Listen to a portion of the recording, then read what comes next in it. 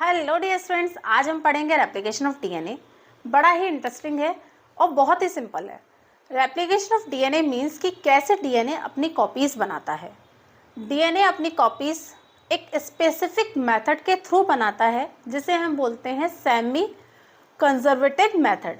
इस मेथड को मैसेल्सन और स्ट्रीहल टू साइंटिस्ट थे जिन्होंने इस मेथड को प्रूफ किया है। इस मेथड के अकॉर्डिंग जो डीएनए का जो डबल हेलिकल स्ट्रक्चर है, आपको पता है डीएनए किस फॉर्म में होता है, डबल हेलिकल फॉर्म में होता है।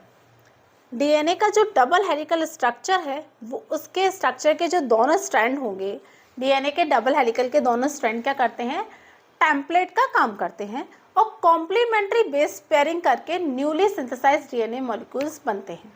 कैसे होगा बताती हूँ। सबसे पहले क्या होता है, ये डीएनए का जो डबल हेलिकल स्ट्रक्चर है, ओके।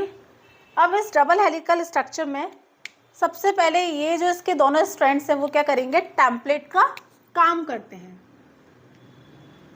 इस तरीके से ये क्या करेंगे, टेम्पलेट का काम करेंगे और अपने पैरेलल कॉम्प्लीमेंट्री बेस पेयरिंग के थ्रू क्या करेंगे, न्यू स्ट्रैंड का फॉर्मेशन करेंगे। सेमी कंजर्वेटिव मेथड में क्या बताया, जो डीएनए का जो डबल हेलिकल स्ट्रक्चर है उसके दोनों स्ट्रैंड्स क्या करेंगे, न्यूली सिंथेसाइज्ड डीएनए के लिए टेम्पलेट का काम करेंगे और कॉम्प्लीमेंट्री बेस पेयरिंग के through newly synthesized DNA molecule का फॉर्मेशन होगा।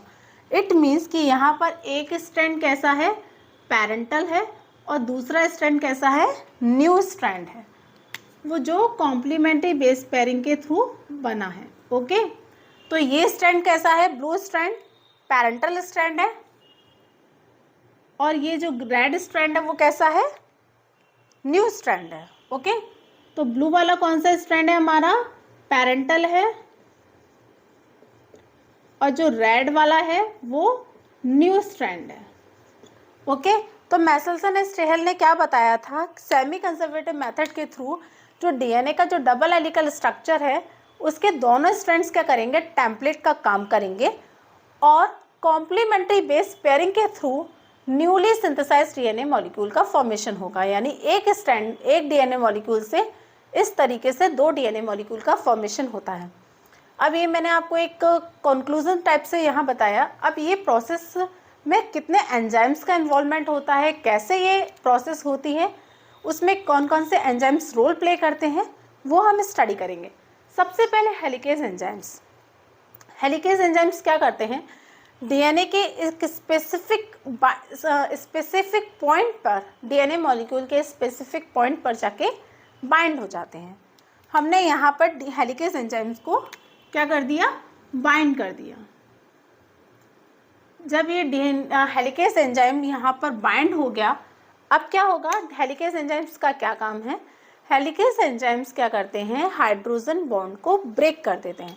हाइड्रोजन बॉन्ड कहाँ होते हैं, जब नाइट्रोजनस बेसिस यानी एडेनिन थायमिन साइटोसिन ग्वानिन आपस में बॉन्ड होते हैं, ये नाइट्रोजनस बेसिस हाइड्रोजन बॉन्ड के थ्रू बॉन्ड होते हैं।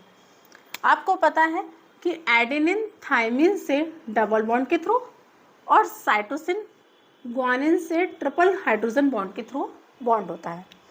तो हेलिकेज एंजाइम्स का क्या काम है, इन्हीं बॉन्ड को ब्रेक करने का। हेलिकेज एंजाइम्स क्या करते हैं, इन हाइड्रोजन बॉन्ड्स को ब्रेक कर देते हैं, okay.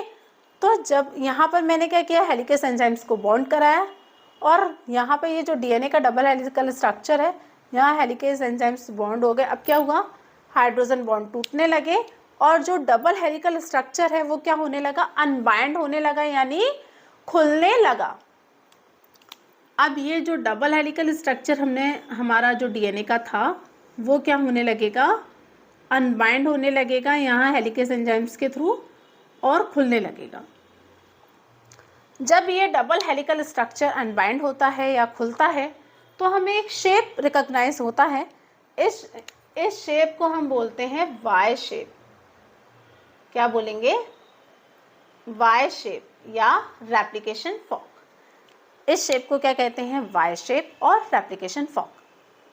Then RNA polymerase enzyme हैं और आरएनए पॉलीमरेज एंजाइम्स के थ्रू क्या होता है, आरएनए प्राइमर का फॉर्मेशन होता है। आरएनए पॉलीमरेज एंजाइम्स क्या करेंगे, आरएनए प्राइमर का फॉर्मेशन करेंगे। अब ये आरएनए प्राइमर क्या है, आरएनए प्राइमर एक छोटे छोटे आरएनए फ्रेगमेंट्स हैं। ये 10 to 100 न्यूक्लियोटाइड्स के बने हुए आरएनए छोटे छोटे मॉलिक्यूल्स होते हैं।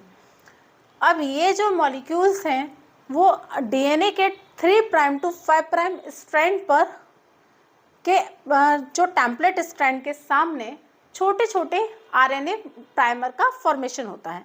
नेक्स्ट, डीएनए पॉलीमरेज एंजाइम्स क्या करते हैं, डीएनए की सिंथेसिस करते हैं। अब ये डीएनए की सिंथेसिस होगी कहाँ, आरएनए प्राइमर क्यों चाहिए था हमें, आरएनए प्राइमर इसलिए चाहिए था क्योंकि जब डीएनए के सिंथेसिस है वो यहाँ पे कंटिन्यूस वे में ना होकर छोटे छोटे टुकड़ों में होगी। मीन्स आरएनए प्राइमर क्या करते हैं, आरएनए प्राइमर डीएनए के सिंथेसिस के लिए एक्टिवेशन का काम करते हैं और यहाँ पर क्या होगा, डीएनए पॉलीमरेज एंजाइम्स बॉन्ड होगा। आरएनए प्राइमर के पास में क्या होते हैं, डीएनए पॉलीमरेज एंजाइम्स बाइंड होते हैं और एक्टिवेट होते हैं और डीएनए की सिंथेसिस करते हैं। क्या करेंगे, ये डीएनए की सिंथेसिस करेंगे, डीएनए पॉलीमरेज एंजाइम्स। प्राइमर के साथ ही डीएनए फ्रेगमेंट्स के छोटे छोटे फ्रेगमेंट्स डीएनए पॉलीमरेज एंजाइम्स के थ्रू डीएनए की सिंथेसिस होने लगेगी। ओके, अब क्या होगा, डीएनए की सिंथेसिस होने लगी है। अब ये जो छोटे छोटे फ्रेगमेंट्स हैं आरएनए प्राइमर के प्रोसीड में ही डीएनए फ्रेगमेंट्स बनने लगे और छोटे छोटे डीएनए फ्रेगमेंट्स के टुकड़े बनने लगे। मीन्स कि छोटे छोटे डीएनए फ्रेगमेंट्स बने। इन फ्रेगमेंट्स को हम बोलते हैं ओकाजाकी फ्रेगमेंट। इन ओकाजाकी फ्रेगमेंट्स के बनने के बाद अब ये कई सारे ओकाजाकी फ्रेगमेंट्स बन गए कहाँ, इसके 3 प्राइम टू 5 प्राइम एंड के parallel 5 prime to 3 prime direction में। कहाँ बने हैं ये, 5 प्राइम टू 3 प्राइम डायरेक्शन में कई सारे ओकाजाकी फ्रेगमेंट्स का फॉर्मेशन होता है।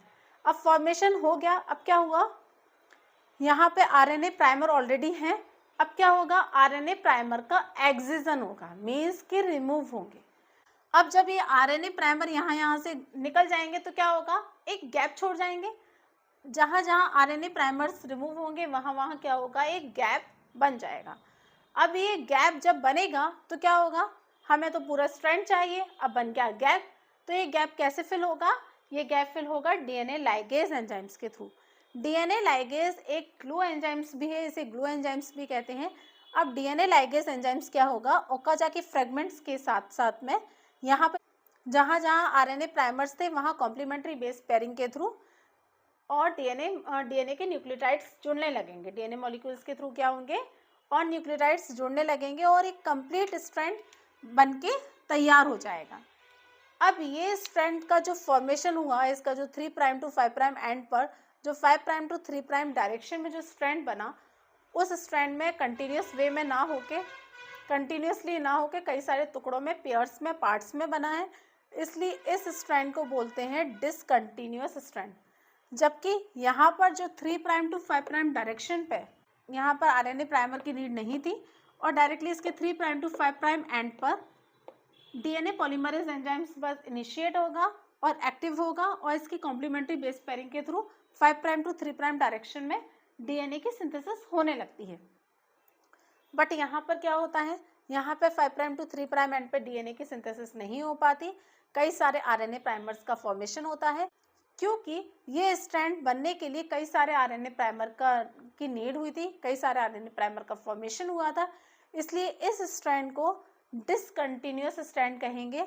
और ये जो स्ट्रैंड है इसका 5 prime to 3 prime direction, 5 prime to 3 prime strand पे जो स्ट्रैंड था यहाँ पे कोई आरएनए प्राइमर का फॉर्मेशन नहीं होता, यहाँ पे कंटिन्यूस वे में डीएनए की सिंथेसिस हुई है, इसलिए इस स्ट्रैंड को कंटिन्यूस स्ट्रैंड या कंटिन्यूस सिंथेसिस या लीडिंग स्ट्रैंड कहेंगे। ये यहाँ पर टेम्पलेट के through directly complementary base pairing हुई और स्ट्रैंड का न्यूली सिंथेसाइज्ड डीएनए स्ट्रैंड का फॉर्मेशन हो गया। ओके, आई होप आपको समझ आया होगा। अगर कोई भी डाउट हो तो प्लीज़ कमेंट बॉक्स में कमेंट करिए। वीडियो पसंद आया हो तो प्लीज़ लाइक करिए और चैनल पे बने रहने के लिए चैनल को सब्सक्राइब कीजिए। हम अपने अगले कंटेंट में मेसल्स एंड स्टेहल इसी के साथ का जो एक्सपेरिमेंट है उसको हम पढ़ेंगे, स्टडी करेंगे। Thank you.